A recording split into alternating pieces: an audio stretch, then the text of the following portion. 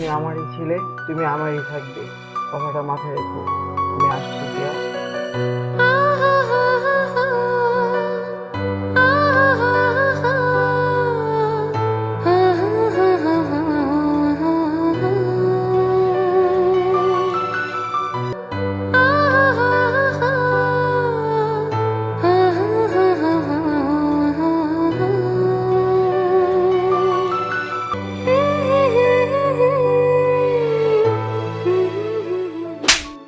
আমি বেঁচে থাকতে নাটক করা ছেলের সাথে তোকে আমি বিয়ে দিব না।